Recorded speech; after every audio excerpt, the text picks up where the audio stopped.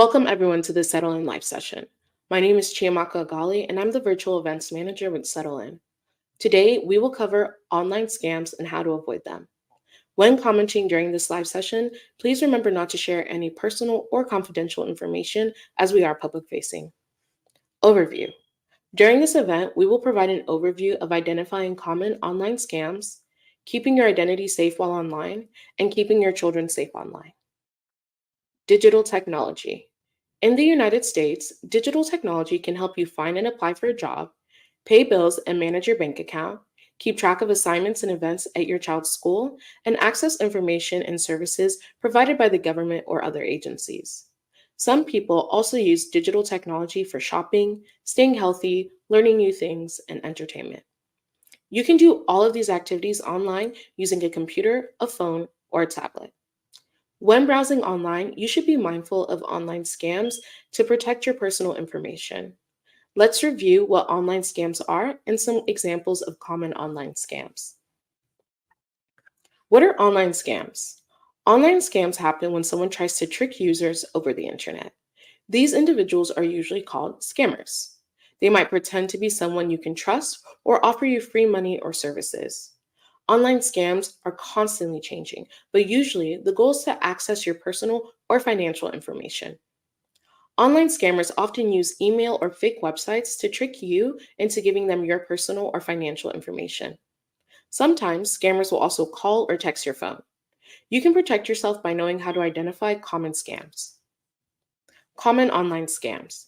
There are many different online scams. Some scammers will pretend to be from an organization you know, like the IRS or Medicare. Others will tell you there's a cash prize or pressure you to act immediately. Let's talk about some common online scams. Job offer scams. Job offer scams include fake job postings or job offers that require upfront fees, personal information, payment for training materials, or promises of high paying or work from home jobs. Someone might also contact you pretending to be a recruiter and send you high paying jobs or jobs outside of your expertise. Usually, job offer scammers will offer you a job and then ask you to complete paperwork like a W-4 form, provide your bank account and driver's license, or send other personal information. This scam aims to steal your personal information or your money. As you search for jobs, it's important to be mindful of potential job scams. You can find job offer scams on popular websites like LinkedIn, Facebook, and Indeed. Job scammers may also send emails. You can be prepared for these scams if you know what to look for. Here are some tips to remember when looking for jobs online. Do some research before you apply. Search the company online and see if they have reviews. You can also search for the company's phone number and contact the company directly to confirm the job opening or offer. Don't pay for any job training, certificates, or job offers. Honest employers will not ask you to pay for certifications to be eligible for the job or to receive a job offer. If someone asks you to pay for a job or additional certifications, it's probably a scam. Scammers usually ask for wire transfers, cash, or payment through apps like Zelle or Venmo. Do not provide personal information without checking if the company is real. It might be a scam if the company asks you to share your driver's license, banking information, or other personal information during your interview or before you receive an offer. Housing scams. In a housing scam, a scammer tries to trick others into paying for fake or unsuitable homes. Housing scammers might make up false advertisements for houses or apartments that don't exist or aren't available for rent or sale. They might also ask for money before you sign a lease, see the housing unit, or refuse to let you tour the property. It's important to be careful and do research before giving money or personal information to anyone claiming to offer housing. Here are some tips to keep in mind as you're searching for housing. Consider the price of the rental. It could be a scam if the rent is much lower than most rentals in your area. Visit the property to verify the unit is available and in good condition. If you can't visit the property in person, consider sending someone you trust to check the unit.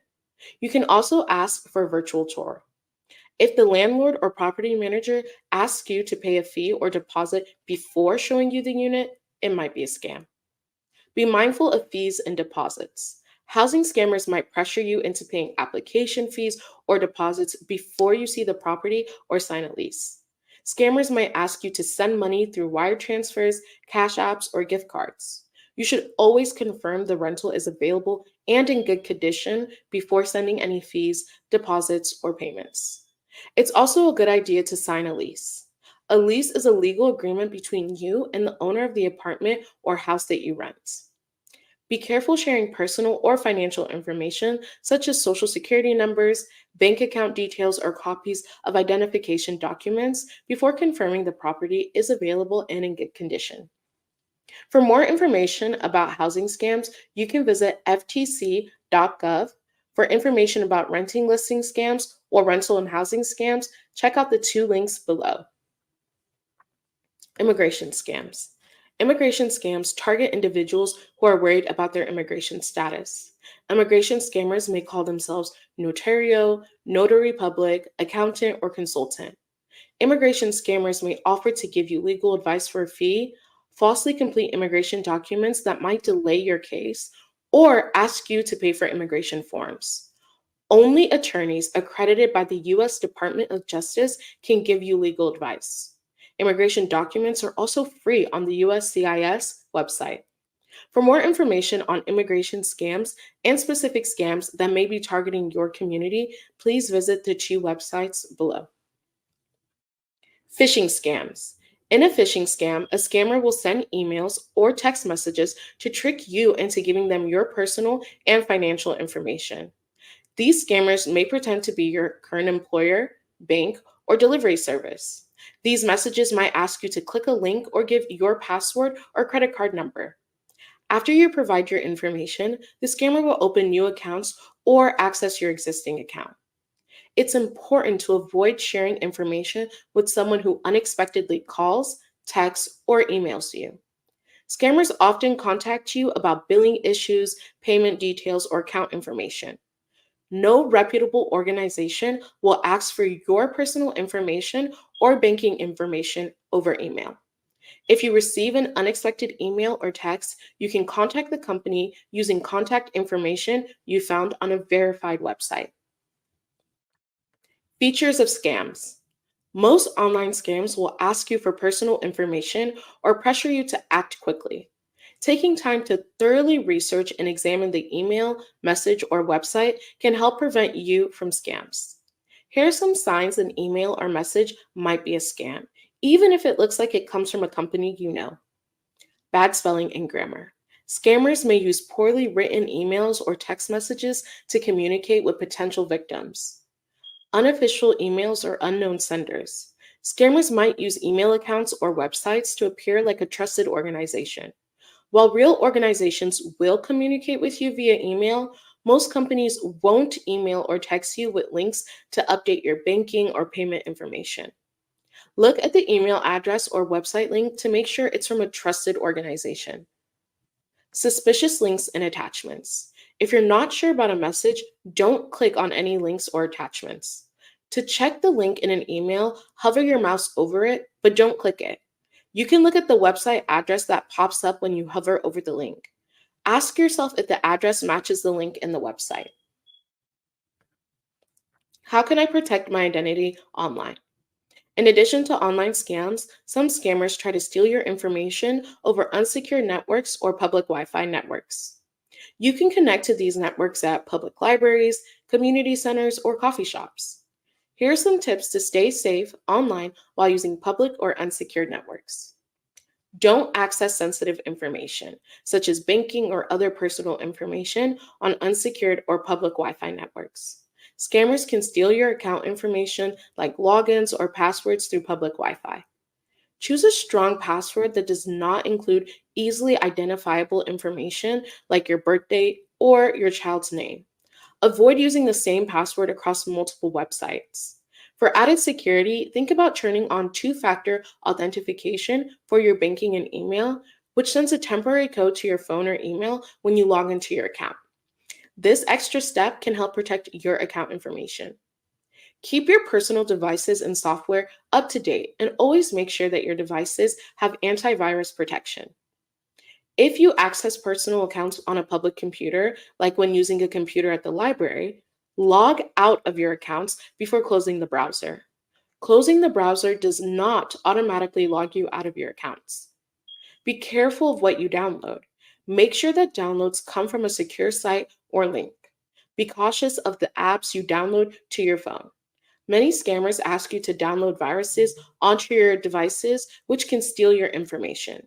You can download verified apps from trusted services like the Apple App Store or the Google Play Store. How do I keep my child safe online? The internet makes all kinds of educational and social opportunities available to children.